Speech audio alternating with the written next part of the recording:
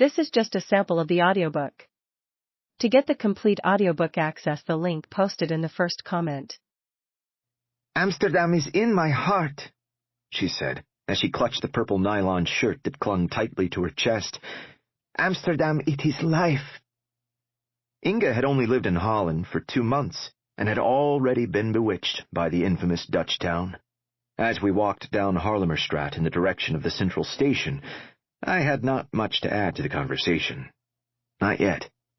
I had only been in Amsterdam for a few hours. The city had yet to make its impression. That said, this wasn't my first time in town, though it had been a while. Like so many Americans, I had backpacked through Amsterdam while an undergrad during a year abroad. I visited the Van Gogh Museum, the Anne Frank House, and a live sex show. All must-see attractions. Back then, my trip was an innocent one. At the time, I had never even tried weed. I grew up on a cul-de-sac in the San Fernando Valley, went to an all-boys high school, and had very little contact with anything having to do with drugs. It was not a part of my upbringing, or something I was interested in. I even remember reprimanding one of my friends for smoking weed before going into the Van Gogh Museum. As for sex, well, I grew up in the height of the AIDS epidemic. We were taught to associate sex with death. It was terrifying, and I got off to a late start. When walking through the red light district during that first trip, I walked fast. I tried not to make eye contact with anyone, and wanted to get out of there as soon as possible. I never imagined living in Amsterdam, or even returning. 6 years after my first visit, the forces of my life were taking me back. I was entering my 3rd year of law school at Berkeley, and about to begin a career in international law. The school agreed to give me a full semester of credit to study in Amsterdam. Many thought I was crazy for leaving Berkeley for even a semester. This was not the normal path. As Holland is an important center of international law, I tried, but couldn't think of a good reason not to go. Also, I definitely needed a break from Berkeley. My second book, decrying the lack of intellectual diversity at the law school, had just been published during my 2nd year. Essentially, the book was about the inherent worth of the individual, a theme that runs through this one as well. It created controversy and attracted national attention. The premise was simple.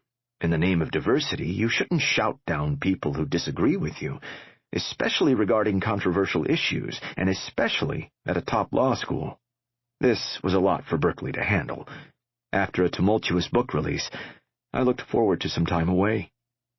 While most of my class remained in California for the summer, I took a job in New York at Couder Brothers, the oldest international law firm in America. Back in the day, being a summer associate was like going to adult summer camp. Very little work was done, or expected, and days were spent being wined and dined. There were about 30 of us in the program, mostly from top law schools. We were constantly told how great we were, despite having accomplished very little, if anything, in the real world.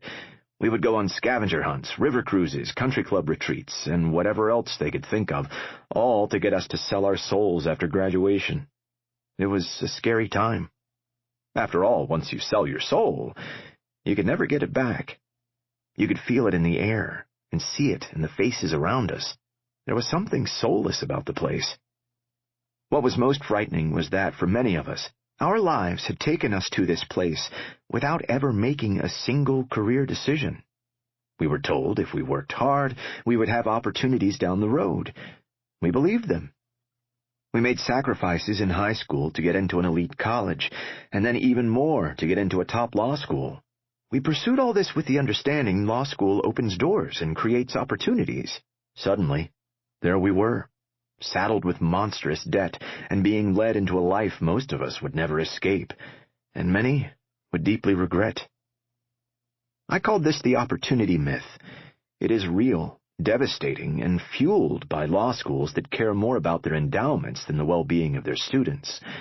After 3 months of wearing Brooks Brothers suits, the other summer associates went back to their respective law schools. My decision to go to Amsterdam was about much more than international law or getting away from Berkeley. It was about breaking free.